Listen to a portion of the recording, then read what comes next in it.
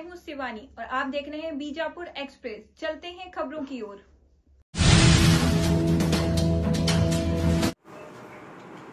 ಸಿದ್ದರಾಮಯ್ಯನವರ ಸರ್ಕಾರ ರಾಜ್ಯದಲ್ಲಿ ಬಡವರಿಗೆ ಮೋಸ ಮಾಡಿ ಬಡವರ ಮನಸ್ಸನ್ನು ಕೆದ್ದು ಗ್ಯಾರಂಟಿ ಹೆಸರಿನಲ್ಲಿ ಅಧಿಕಾರಕ್ಕೆ ಬಂದು 2.5 ವರ್ಷ. ಕಳೆದ 2.5 ವರ್ಷದಲ್ಲಿ ಒಂದೇ ₹1 ಅಭಿವೃದ್ಧಿ ಕೆಲಸ ಕಾರ್ಯಗಳನ್ನು ಸಿದ್ದರಾಮಯ್ಯನವರ ಸರ್ಕಾರಕ್ಕೆ ಮಾಡಲಿಕ್ಕೆ ಆಗಿಲ್ಲ. ಸಿದ್ದರಾಮಯ್ಯನವರು ತಮ್ಮ ಬೆನ್ನನ್ನು ತಾವೇ ಪದೇ ಪದೇ ಚಪ್ಪರಿಸ್ಕೊಳ್ತಾ ಇದ್ದಾರೆ. ಅತಿ ಹೆಚ್ಚು ಬಜೆಟ್ ಅನ್ನ ಮಂಡನೆ ಮಾಡಿರ್ತಕ್ಕಂಥ ಈ ರಾಜ್ಯದಲ್ಲಿ ಮುಖ್ಯಮಂತ್ರಿ. ಅವ್ರು ಇನ್ನೊಂದು ಹೇಳಬೇಕಾಗಿತ್ತು, ಯಾಕೆ ಹೇಳಲಿಲ್ಲ ಗೊತ್ತಿಲ್ಲ ನನಗೆ. ಈ ರಾಜ್ಯದಲ್ಲಿ ಅತಿ ಹೆಚ್ಚು ಸಾಲ ಮಾಡಿದ ಮುಖ್ಯಮಂತ್ರಿ ಯಾರಾದರೂ ಇದ್ದರೆ ಅದು ಸಿದ್ದರಾಮಯ್ಯ. ರಾಜ್ಯದ ಒಟ್ಟು ಸಾಲ 7 ಲಕ್ಷ ಕೋಟಿಯಲ್ಲಿ 5 ಲಕ್ಷ ಕೋಟಿ ಸಿದ್ದರಾಮಯ್ಯನವರು ಮುಖ್ಯಮಂತ್ರಿ ಆಗಿ ಮಾಡಿರ್ತಕ್ಕಂಥ ಸಾಲ. ಆ ಕಾರಣಕ್ಕಾಗಿ ಮತ್ತು ಗ್ಯಾರಂಟಿಗಳ ಹೆಸರಿನಲ್ಲಿ SC ST ಜನಾಂಗಕ್ಕೆ ಮೋಸ ಮಾಡ್ತಕ್ಕಂಥ ಒಂದು ದೊಡ್ಡ ಷಡ್ಯಂತ್ರವನ್ನ ಸಿದ್ದರಾಮಯ್ಯನವರು ಮಾಡಿದ್ದಾರೆ. ಸಿದ್ದರಾಮಯ್ಯನವರು ಕಳೆದ 2.5 ವರ್ಷದಲ್ಲಿ 38,000 ಕೋಟಿ ಹಣವನ್ನ ಗ್ಯಾರಂಟಿಗಳಿಗೆ ದುರುಪಯೋಗ ಮಾಡಿಕೊಂಡಿದ್ದಾರೆ. SCPTSP ಹಣವನ್ನು. ಅಭಿವೃದ್ಧಿ ಕೆಲಸ ಇಲ್ಲ, SC ST ಜನರ ಕಲ್ಯಾಣ ಆಗಲಿಲ್ಲ, ರೈತರ ಕಲ್ಯಾಣ ಆಗಲಿಲ್ಲ, ರೈತರ ಆತ್ಮಹತ್ಯೆ ಪ್ರತಿನಿತ್ಯವೂ ಕೂಡ ಆಗ್ತಾ ಇದ್ದಾವೆ. ಹೀಗಾಗಿ ಸಿದ್ದರಾಮಯ್ಯನವರು ಈ ರಾಜ್ಯದ 6.5 ಕೋಟಿ ಜನರ ಗಮನವನ್ನು ಬೇರೆ ಕಡೆ ಸೆಳೆಯುವುದಕ್ಕಾಗಿ ಇವತ್ತು ಜಾತಿ ಗಣತಿ ವ್ಯವಸ್ಥೆಯನ್ನ ಮಾಡಿದ್ದಾರೆ. ನಾನು ಸಿದ್ದರಾಮಯ್ಯನವ್ರು ಕೇಳ್ತೇನೆ, ನೀವು 2013ರಲ್ಲೇ ಮುಖ್ಯಮಂತ್ರಿ ಆದಮೇಲೆ ಕಾಂತರಾಜ್ ವರದಿ ಆಯೋಗವನ್ನು ಮಾಡಿಸಿದ್ರಿ. 165 ಕೋಟಿ ರೂಪಾಯಿ ಖರ್ಚು ಮಾಡಿ ಕಾಂತರಾಜ್ ವರದಿ ತಿರುಗಿ ನೋಡ್ಲಿಲ್ಲ. ಅದನ್ನು ಒಂದು ಪೇಜ್ ಸುತ್ತ ತೆಗೆದು ನೋಡ್ಲಿಲ್ಲ, ಹಾಗೆ ಒಗೆದು ಬಿಟ್ಟರು. ಈಗ ಮತ್ತೊಮ್ಮೆ ಜಾತಿ ಗಣತಿ ಮಾಡಲಿಕ್ಕೆ ತಯಾರಾಗಿದೆ. 420 ಕೋಟಿ ರೂಪಾಯಿ ಖರ್ಚು ಮಾಡಿ. ಯಾರ ಹಣ ಇದು? ತೆರಿಗೆ ಕೊಟ್ಟಂತ ಸಾರ್ವಜನಿಕರ ಹಣ. ಸಾರ್ವಜನಿಕರ ಹಣಕ್ಕೆ ನೀವು ದುರುಪಯೋಗ ಮಾಡಿಕೊಂಡು ವೋಟ್ ಬ್ಯಾಂಕ್ ರಾಜಕಾರಣಕ್ಕಾಗಿ ಹಿಂದೂ ಧರ್ಮವನ್ನು ಒಡೆಯುವುದಕ್ಕಾಗಿ ದೊಡ್ಡ ಷಡ್ಯಂತ್ರವನ್ನು ಮಾಡ್ತಾ ಇದ್ದೀನಿ. ನಾನು ಯಾಕೆ ಹಿಂದೂ ಧರ್ಮ ಒಡೆಯುವುದಕ್ಕೆ ಷಡ್ಯಂತ್ರ ಅಂತ ಹೇಳ್ತೇನೆ ಅಂದ್ರೆ, ಬ್ರಿಟಿಷರು, ಪೋರ್ಚುಗೀಸರು ಮತ್ತು ಇಸ್ಲಾಂ ಧರ್ಮದ ಅವರು ಕೂಡ 600 ವರ್ಷ ಈ ದೇಶ ಆಳಿದ್ದಾರೆ. ಬೇರೆ ಬೇರೆ ಧರ್ಮ ಯಾರು ಕೂಡ ಈ ದೇಶದಲ್ಲಿ ಹಿಂದೂ ಧರ್ಮಕ್ಕೆ ಕೈ ಹಚ್ಚಿರಲಿಲ್ಲ. ಹಿಂದೂ ಧರ್ಮಕ್ಕೆ ಕೈ ಹಚ್ಚಿರ್ತಕ್ಕಂಥ ಷಡ್ಯಂತ್ರದ ಹಿಂದೆ ರಾಹುಲ್ ಗಾಂಧಿ, ಸೋನಿಯಾ ಗಾಂಧಿ ಅವರ ಮಾರ್ಗದರ್ಶನದಂತೆ ನಡೀತಾ ಇದೆ. ನಾನು ಯಾಕೆ ಈ ಮಾತನ್ನು ಹೇಳ್ತೇನೆ ಅಂದ್ರೆ, ಮೊನ್ನೆ ಸಿದ್ದರಾಮಯ್ಯನವರು ಸ್ಪೆಷಲ್ ಕ್ಯಾಬಿನೆಟ್ ಕರೆದು ಜಾತಿ ಗಣತಿ ಬಗ್ಗೆ ಚರ್ಚೆ ಮಾಡಿದಾಗ ಎಲ್ಲ ಮಂತ್ರಿಗಳು 4 ಮಂದಿ ಬಿಟ್ಟು ಉಳಿದಂತೆ 27 ಜನ ಮಂತ್ರಿಗಳು ಸಿದ್ದರಾಮಯ್ಯನವ್ರ ವಿರುದ್ಧ ತಿರುಗಿ ಬಿದ್ದರು. ಮೀಟಿಂಗ್ ಆಗಲಿಲ್ಲ. ಸಿದ್ದರಾಮಯ್ಯನವರು ಎದ್ದು ಓಡಾಡಿದ್ರು ಕ್ಯಾಬಿನೆಟ್ ಹಾಲ್ನಲ್ಲಿ ಅಂತೇಳಿ ಮಾಧ್ಯಮದ ಮುಖಾಂತರ ನಾವು ನೋಡಿದ್ವಿ. ಬೆಳಗಾಗೋದ್ರಾಗೆ ಎಲ್ಲ ಮಂತ್ರಿಗಳನ್ನ ಹೆದರಿಸ್ಬಿಟ್ರು. ನೀವು ಯಾರ್ಯಾರು ಈ ಜಾತಿ ಗಣತಿಗೆ ವಿರೋಧ ಮಾಡ್ತೀರಿ, ನಿಮ್ಮ ಹೆಸರನ್ನ ರಾಹುಲ್ ಗಾಂಧಿ ಅವ್ರಿಗೆ, ಸೋನಿಯಾ ಗಾಂಧಿ ಅವ್ರಿಗೆ ಕಳಿಸ್ತೇನೆ, ನಿಮ್ಮನ್ನ ಮಂತ್ರಿ ಮಂಡಳದಿಂದ ವಜಾ ಮಾಡ್ತೇನೆ ಅನ್ನುವಂತ ಒಂದು ಸಂದೇಶವನ್ನು ಕೊಟ್ಟ ಮೇಲೆ ಬೆಳಗಾಗೋದ್ರಾಗೆ ಎಲ್ಲಾ ಮಂತ್ರಿಗಳು ಮಾಡಿಬಿಡಿ ಅಂತ ಹೇಳಿದ್ರು. ಇಂಥ ಒಂದು ದುರಾಡಳಿತ ಬ್ರಿಟಿಷರ ಕಾಲದಲ್ಲೂ ಕೂಡ ಆಗಿರಲಿಲ್ಲ. ನಾನು ಕೇಳ್ತೇನೆ ಸಿದ್ದರಾಮಯ್ಯನವ್ರಿಗೆ, ಹಿಂದೂ ಕ್ರೈಸ್ತ ಅಂತ ಹೇಳ್ತೀರಿ, ಮಾದಿಗರ ಕ್ರೈಸ್ತ ಅಂತ ಹೇಳ್ತೀರಿ, ಬಣಜಿಗರ ಕ್ರೈಸ್ತ ಅಂತ ಹೇಳ್ತೀರಿ, ಗಾಣಿಗೆ ಕ್ರೈಸ್ತ ಅಂತ ಹೇಳ್ತೀರಿ, ಲಂಬಾಣಿ ಕ್ರೈಸ್ತ ಅಂತ ಹೇಳ್ತೀರಿ, ಓವಿ ಕ್ರೈಸ್ತ ಅಂತ ಹೇಳ್ತೀರಿ. ಎಲ್ಲಿಂದ ಬಂದು ಜಾತಿಗಳು? ಕನಿಷ್ಠ ಜ್ಞಾನ ಆದ್ರೂ ಬೇಡ. ಒಬ್ಬ ಮನುಷ್ಯ ಧರ್ಮಾಂತರ ಆದ ಅಂದ್ರ ಅವನ ಪೂರ್ವಾಶ್ರಮದ ಎಲ್ಲಾ ಸಂಬಂಧಗಳು ಕಳೆದು ಹೋಗ್ತದ. ಆ ಧರ್ಮ ಮನೆತನದ್ದು. ಒಬ್ಬ ಮಾದರಮ ಕ್ರಿಶ್ಚನ್ ಆದ ಅಂದ್ರ ಅವನ ಪೂರ್ವಾಶ್ರಮದ ಸಂಬಂಧ ಏನು ಉಳಿದಿಲ್ಲ. ಯಾವ ಧರ್ಮಕ್ಕೆ ಯಾವತ್ತು ಧರ್ಮಾಂತರ ಆಗ್ತಾನ ಆ ದಿನದಿಂದ ಅವ ಹಿಂದೂ ಸಮಾಜಕ್ಕೆ ಸಂಬಂಧ ಇಲ್ಲ, ಹೊಸ ಧರ್ಮಕ್ಕೆ ಸಂಬಂಧ ಆಗ್ತಾನ. ಅವನ್ನ ಯಾವ ಕಾರಣಕ್ಕೂ ಅವ ಹಿಂದೂ ಅಥವಾ ಮಾದರವ ಅಥವಾ ಬಣಜಿಗಾರವ ಅಥವಾ ಪಂಚಮಸಾಲರವ ಅಂತ ಕರೆಯುವಂಗಿಲ್ಲ. ನನಗೆ ಆಶ್ಚರ್ಯ ಆದದ್ದು, ಜೈನ ಪಂಚಮಸಾಲಿ ಅಥವಾ ಒಂದು ಹೊಸ ಜಾತಿ ಕ್ರಿಯೇಟ್ ಮಾಡಿದ. ಜೈನ ಪಂಚಮಸಾಲಿ ಅದಾರ. ನಮ್ಮ ಬಹುಸಂಖ್ಯಾತರು ಪಂಚಮಸಾಲಿ ಇರುವಂತ ಜಿಲ್ಲೆ ನಮ್ದು. ನೀವು ನೋಡಿದ್ರೆ ಯಾರನ್ನಾದ್ರೂ ನೋಡಿದ್ರೆ ಅದಕ್ಕೆ ಇಂಥ ಗಿಮಿಕ್ ಏನದ, ಇಂಥ ಮೋಸದ ಆಟ ಏನದ, ಬಡವರಿಗೆ ಮೋಸ ಮಾಡ್ತಕ್ಕಂಥದ್ದೇನದ ನಾವು ಯಾರೂ ಕೂಡ ಸಹಿಸ್ಲಿಕ್ಕೆ ಸಾಧ್ಯ ಇಲ್ಲ. ಇದನ್ನು ನಾವು ಖಂಡಿತವಾಗಿ ಖಂಡಿಸ್ತೀವಿ. ಯಾವ ಕಾರಣಕ್ಕೂ ಹಿಂದೆ ಅನೇಕ ವರದಿಗಳಿದ್ದಾವೆ, ಜಾತಿ ಸಮೀಕ್ಷೆಗಳಿದ್ದಾವೆ. ಬ್ರಿಟಿಷರ ಕಾಲದಲ್ಲೂ ಜಾತಿ ಸಮೀಕ್ಷೆಗಳಿದ್ದಾವೆ. ನಿಮಗೆಲ್ಲರಿಗೂ ಗೊತ್ತಿರಲಿ, ತಾವು ಯುವಕರಿದ್ದೀರಿ, ಪತ್ರಕರ್ತರು ಕೆಲವರು. 29,407 ಹಳ್ಳಿ ಒಳಗೆ ಯಾವ್ಯಾವ ಜಾತಿ, ಯಾವ್ಯಾವ ಧರ್ಮದವರು, ಯಾವ್ಯಾವ ಜನಾಂಗದವರು ಎಷ್ಟೆಷ್ಟು ಅದ ಅನ್ನೋದು ವರದಿ ಸರ್ಕಾರದಲ್ಲಿ ಅದ. ಬ್ರಿಟಿಷರ ಕಾಲದಿಂದ ಅದು. ಯಾರಿಗೆ ಮೋಸ ಮಾಡ್ಲಿಕ್ಕೆ ಕೊಟ್ಟಿದ್ದಾರೆ ನೀವು? ಸಿದ್ದರಾಮಯ್ಯನವರು ಕುರ್ಚಿ ಆಚೆ. ಸೋನಿಯಾ ಗಾಂಧಿ, ರಾಹುಲ್ ಗಾಂಧಿ ಅವ್ರ ತಾಳಕ್ಕೆ ತಕ್ಕಂಗ ಕುಣಿತಾ ಇದ್ದೀರಿ ಅಂತ ನಾನು ಬಹಳ ಸ್ಪಷ್ಟವಾಗಿ ಹೇಳಲಿಕ್ಕೆ ಬಯಸ್ತೇನೆ. ಅವ್ರಿಗೇನಾಗಿದೆ, ಸೋನಿಯಾ ಗಾಂಧಿಗೆ ಭಾರತ ದೇಶವನ್ನ ಕ್ರಿಶ್ಚಿಯನ್ಮಯ ಮಾಡಿ ಹೋಗುವಂತ ಒಂದು ಹುನ್ನಾರದ ಅಂತ ನನಗನ್ನಿಸ್ತು. ಅದಕ್ಕೆ ಕುರುಬ ಕ್ರಿಶ್ಚಿಯನ್ರ ಅಂತ ಹೇಳೋದು, ಮರಾಠ ಕ್ರಿಶ್ಚಿಯನ್ರ ಅಂತ ಹೇಳೋದು, ಯಾವ ಸೀಮೆ ಇದು ಗೊತ್ತಿಲ್ಲ ನನಗೆ. 1400 ಜಾತಿಗಳನ್ನ ಹುಟ್ಟಾಕಿದ್ರೆ ಕರ್ನಾಟಕದಲ್ಲಿ ಎಲ್ಲಿಯೂ ಬಂದು ಗೊತ್ತಿಲ್ಲ. 1400 ಆಗ್ಯಾವ. ಹಿಂದೂ ಜಾತಿಗಳು.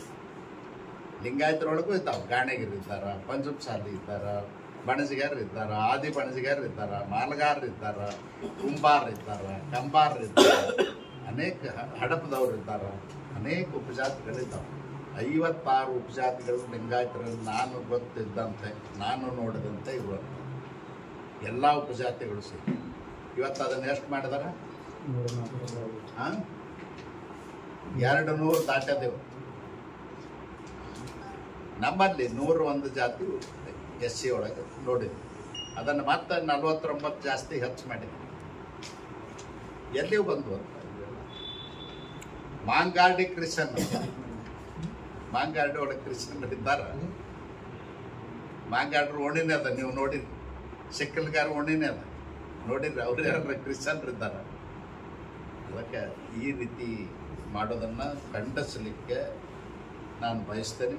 ತರಾತುರಿಯಲ್ಲಿ 22ನೇ ತಾರೀಕಿಗೆ ನಾಳೆಯಿಂದ ಏನು ಶುರು ಮಾಡ್ತೀನಿ ಅದನ್ನು ನಿಲ್ಲಿಸಬೇಕು. ನಿಲ್ಲಿಸಿ ವೈಜ್ಞಾನಿಕವಾಗಿ ಮಾಡಿ.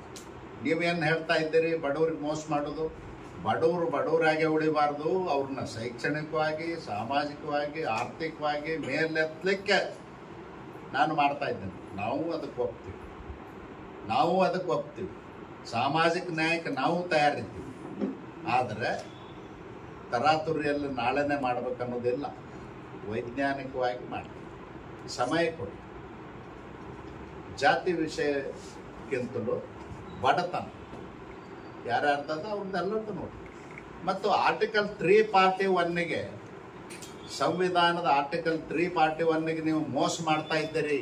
ದಲಿತ ಕ್ರಿಶ್ಚಿಯನ್ಸು, ಮಾದೇವ ಕ್ರಿಶ್ಚಿಯನ್ಸು, ಒಲೆಯರ್ ಕ್ರಿಶ್ಚಿಯನ್ಸು ಅಂತೇಳಿ ಅವಕಾಶನೇ ಇಲ್ಲ. ಡಾಕ್ಟರ್ ಬಾಬಾ ಸಾಹೇಬ್ ಅಂಬೇಡ್ಕರ್ ಬರೆದಂಥ ಸಂವಿಧಾನದಲ್ಲಿ ಆರ್ಟಿಕಲ್ 341ದಲ್ಲಿ SC ಬಗ್ಗೆ ಏನು ಕಾಮೆಂಟ್ ಮಾಡಿದ್ದಾರೆ, ಆರ್ಟಿಕಲ್ 342ನಲ್ಲಿ ST ಬಗ್ಗೆ ಏನು ಕಾಮೆಂಟ್ ಮಾಡಿದ್ದಾರೆ, ಆರ್ಟಿಕಲ್ 343ನಲ್ಲಿ OBC ಬಗ್ಗೆ ಏನು ಕಾಮೆಂಟ್ ಮಾಡಿದ್ದಾರೆ, ಏನು ಪ್ರಾವಿಷನ್ಸ್ ಇದೆ ಅನ್ನೋದನ್ನು ನೋಡಬೇಕು. ಅದನ್ನು ಬಿಟ್ಟು ನೀವು ಮನಸ್ಸಿಗೆ ಬಂದಂಗೆ ಮಾಡೋದನ್ನು ನಾವು ಒಪ್ಪಲಿಕ್ಕೆ ಸಾಧ್ಯ ಇಲ್ಲ. ಮತ್ತು ನಾವು ಇಡೀ ರಾಜ್ಯದಲ್ಲಿ ಹೋರಾಟವನ್ನು ಪ್ರಾರಂಭ ಮಾಡಬೇಕು ಅಂತೇಳಿ ಈಗಾಗಲೇ ನಾವು ನಿರ್ಧಾರ ಮಾಡಿದ್ದೀವಿ. ನಂಬರ್ 1. ನಂಬರ್ 2, ಇನ್ನೊಂದು 2 ತಿಂಗಳ ಹಿಂದನೇ ನಾಗಮೋಹನ್ ದಾಸ್ ಅವರು ವರದಿ ತಗೊಂಡಿರಿ. SC ಜನಾಂಗದ ಸರ್ವೆ ಆಗಿದೆ. ವೈಜ್ಞಾನಿಕವಾಗಿ ನಾಗಮೋಹನ್ ದಾಸ್ ಅವ್ರು ಮಾಡಿದ್ರು. ನಾಗಮೋಹನ್ ದಾಸ್ ಅವರು ವೈಜ್ಞಾನಿಕ ಮಾಡಿದಂಥ ವರದಿ ಬಚ್ಚಿಟ್ಟು ನಿಮ್ಮ ಮನಸ್ಸಿಗೆ ಬಂದಂತೆ SC ಜನಾಂಗದ ಮೀಸಲಾತಿಯನ್ನು ಹಂಚಿಕೆ ಮಾಡಿದಿರಿ. ಒಪ್ಲಿಕ್ಕೆ ಸಾಧ್ಯ. ಭಿಕ್ಷಾ ಬೇಡತಕ್ಕಂಥ ಅಲೆಮಾರಿ ಜನಾಂಗದವ್ರು 1% ಇದ್ದಾರೆ, ಅವ್ರಿಗೆ ಅನ್ಯಾಯ ಮಾಡಿದ್ರಿ. ಅವ್ರನ್ನ ಒಯ್ದು ಬಲಾಢ್ರ ಗುಂಪಿಗೆ ಸೇರಿದ್ರಿ. ಯಾರ ಗುಂಪಿಗೂ ಸೇರಿಸಿದ್ರು ಅವ್ರಿಗೆ ಸಾಧ್ಯ ಇಲ್ಲ. ಮಾದರ ಗುಂಪಿಗೆ ಸೇರಿಸಿದ್ರು ಸಾಧ್ಯ ಇಲ್ಲ, ಚಲುವಾದವ್ರ ಗುಂಪಿಗೆ ಸೇರಿಸಿದ್ರು ಸಾಧ್ಯ ಇಲ್ಲ, ಲಪಾಣಿ ಒಡ್ರ ಗುಂಪಿಗೆ ಸೇರಿಸಿದ್ರು ಅವ್ರು ಪೈಪೋಟಿ ಮಾಡುವಂಥ ಶಕ್ತಿ ಇಲ್ಲ. ಇವತ್ತಿಗೂ ಅವರಲ್ಲಿ ಒಬ್ಬ ಗ್ರ್ಯಾಜುಯೇಟ್ ಇಲ್ಲ, ಒಬ್ಬ ಎಂಪ್ಲಾಯಿ ಇಲ್ಲ, ಒಬ್ಬ ಆಫೀಸರ್ ಇಲ್ಲ. ಊರೂರು ಅಲ್ಲಿತಾರ ಭಿಕ್ಷಾ ಬೇಡ್ಕೊಂಡು. SC ಜನರಿಗೆ ಗೌಡ್ರತ್ತೇಳಿ ಉಡಿ ಒಡ್ಡು ಭಿಕ್ಷಾ ಬೇಡುವಂಥ ಜನಾಂಗನ್ನ ಬಲಾಢ್ರ ಜೋಡಿ ನೀವು ಜೋಡಿಸಿದ್ರೆ ಅವ್ರಿಗೆ ಹೆಂಗೆ ಪೈಪೋಟಿ ಮಾಡ್ಲಿಕ್ಕೆ ಸಾಧ್ಯ ಅದ? ಸಿದ್ದರಾಮಯ್ಯನವ್ರ ಇದರ ಶಾಪ ನಿಮ್ಮ ಗೌರ್ಮೆಂಟಿಗೆ ಹತ್ತ. ಒಂದು. ಎರಡನೇದು AKAD ಆದಿ ಆಂಧ್ರ ಗೊಂದಲ ಮತ್ತು ಹಾಗೆ ಇಟ್ಟು ಅದನ್ನು ಬೇಡ ಅಂತ ಹೇಳಿ. AK ಯಾವ ಗುಂಪಿಗೆ ಸೇರ್ಬೇಕು ಅವ್ರಿಗೆ ಸೇರಿಸಿ, AD ಯಾವ ಗುಂಪಿಗೆ ಸೇರಿಸ್ಬೇಕು ಅವ್ರಿಗೆ ಸೇರಿಸಿ, ಪ್ರತ್ಯೇಕ ಇಟ್ಟು ಎಲ್ಲಿ ಬೇಕಾದಲ್ಲಿ ಸರ್ಟಿಫಿಕೇಟ್ ತಗೊಂಡ್ರೆ ಹೊಲದಾಗ ಬಿಟ್ಟು ಎಲ್ಲಿ ಬೇಕಾದಲ್ಲಿ ಮೈ ಅಂದಾಗ ಆಗ್ತದೆ. ಅದಕ್ಕೆ ಅವ್ರು ಎಲ್ಲಿ ಬೇಕಾದಲ್ಲಿ ತೊಗೊಂಡ್ರಂದ್ರೆ ಮತ್ತೆ ಮೂಲ ಅಸ್ಪೃಶ್ಯರಿಗೆ ಅನ್ಯಾಯ ಆಗ್ತಕ್ಕಂಥ ಕೆಲಸನೇ ಆಗ್ತದೆ, ಬಲಾಢ್ರರು ಕೈ ಮೇಲಾಗ್ತದೆ. ಇದಕ್ಕಾಗಿನೇ 35 ವರ್ಷ ಮಾದಿಗರು ಹೋರಾಟ ಮಾಡಿದ್ದಾರೆ ಈ ರಾಜ್ಯದಲ್ಲಿ, ದಕ್ಷಿಣ ಭಾರತದಲ್ಲಿ, ಉತ್ತರ ಭಾರತದಲ್ಲಿ. ಅವ್ರಿಗೆ ನೀವು ಅನ್ಯಾಯ ಮಾಡುವಂಥ ಕೆಲಸ ಆಗಬಾರ್ದು ಅಂತೇಳಿ ನಾನು ಹೇಳಲಿಕ್ಕೆ ಬಯಸ್ತೇನೆ. ಮತ್ತು 150 ಕೋಟಿ ರೂಪಾಯಿ ಖರ್ಚು ಮಾಡಿ ನಾಗಮೋಹನ್ ದಾಸ್ ಅವ್ರ ವರದಿ ಅಂತ ತಗೊಂಡ್ರಿ. ಆ ವರದಿಗೆ ಏನು ಬೆಲೆ ಕೊಟ್ರಿ? ಕೌಡೆ ಕಿಮ್ಮತ್ತನ್ನು ಕೊಡಲಿಲ್ಲ. ಸುಪ್ರೀಂ ಕೋರ್ಟ್ ಆದೇಶದ ಪ್ರಕಾರನೂ ನೀವು ಮಾಡಲಿಲ್ಲ. ಮತ್ತು ನಾಗಮೋಹನ್ ದಾಸ್ ಅವರು ಒಬ್ಬರು ರಿಟೈರ್ಡ್ ಹೈಕೋರ್ಟ್ ಜಡ್ಜ್, ಸಾಮಾಜಿಕ ನ್ಯಾಯದ ಹರಿಕಾರರು. ಅಂಥವ್ರಿಗೆ ಅವಮಾನ ಮಾಡ್ತಕ್ಕಂಥ ಕೆಲಸ ಮಾಡಿದ್ರು. ಅವ್ರ ವರದಿನ ಮೂಲಿಗೆ ಹೋಗಿದ್ರು. ಅದಕ್ಕೆ ನಾನು ಸಿದ್ದರಾಮಯ್ಯನವ್ರು ಹೇಳಲಿಕ್ಕೆ ಬಯಸ್ತೇನೆ, ನೀವು ಇದನ್ನೇ ಮುಂದುವರಿಸಿದ್ದಾದರೆ ನಾವು ಇಡೀ ರಾಜ್ಯದಲ್ಲಿ ಹೋರಾಟವನ್ನು ಮಾಡ್ತೇವೆ. ನಾನು SC ಜನಾಂಗದವ್ರಿಗೆ, ST ಜನಾಂಗದವ್ರಿಗೆ ಹೇಳಲಿಕ್ಕೆ ಬಯಸ್ತೇನೆ, ಇದು ಸಿದ್ದರಾಮಯ್ಯನವ್ರದ್ದು ಅಜೆಂಡಾ ಅಲ್ಲ. ಹೈಕಮಾಂಡ್ನಲ್ಲಿ ಏನು ಕೂತಿದ್ದಾರೆ ಅವ್ರದ್ದು ಅಜೆಂಡಾ ಇದು. ಆ ಅಜೆಂಡಾನ ಅವರು ಸೆಟ್ ಮಾಡಲಿಕ್ಕೆ ಪ್ರಯತ್ನ ಮಾಡ್ತಾ ಇದ್ದಾರೆ. ಯಾರು ಒಪ್ಪಬಾರ್ದು. ಇದರ ವಿರುದ್ಧ ಹೋರಾಟಕ್ಕೆ ರೆಡಿ ಆಗಬೇಕು ಅಂತ ಹೇಳಲಿಕ್ಕೆ ಬಯಸ್ತೇನೆ. ಅದರಲ್ಲೂ ಇವತ್ತು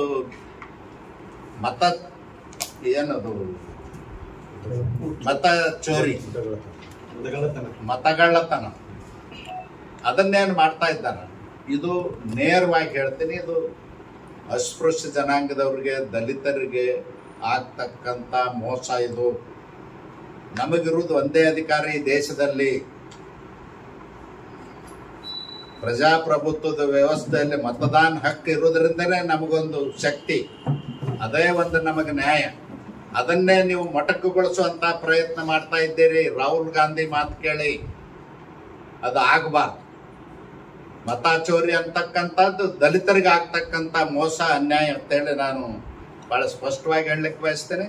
ಮತ್ತು ಆಳಂದದ್ದು ಪದೇ ಪದೇ ಹೇಳ್ತಾರೆ. SIT ರಚನೆ ಮಾಡಿದ್ದಾರೆ. PK ಸಿಂಗ್ ಅಂತ ADGP ಅವ್ರ ನೇತೃತ್ವದಲ್ಲಿ. SIT ಮಾಡ್ಲಿಕ್ಕೆ ನಿಮಗೇನು ಅಧಿಕಾರ ಅದ? ರಾಷ್ಟ್ರೀಯ ಚುನಾವಣೆ ಆಯೋಗ ಮಾಡಿರ್ತಕ್ಕಂಥ ಕೆಲಸ ಮತ್ತು ಸಂವಿಧಾನಿಕವಾಗಿ ಆಗಿರ್ತಕ್ಕಂಥ ಕೆಲಸ, ಅದರಲ್ಲಿ ನಿಮಗೇನು ಅಧಿಕಾರ ಅದ SIT ಮಾಡಲಿಕ್ಕೆ? ಅವಲ್ಲಿ ಅವತ್ತು ಚುನಾವಣೆ ಅಧಿಕಾರಿನೇ ತಹಶೀಲ್ದಾರ್, ಆಳಂದ್ ತಹಶೀಲ್ದಾರ್ FIR ಮಾಡಿಸಿದ್ರು 618 ಮತಗಳ ಬಗ್ಗೆ ಅನುಮಾನ ಇದೆ ಅಂತ.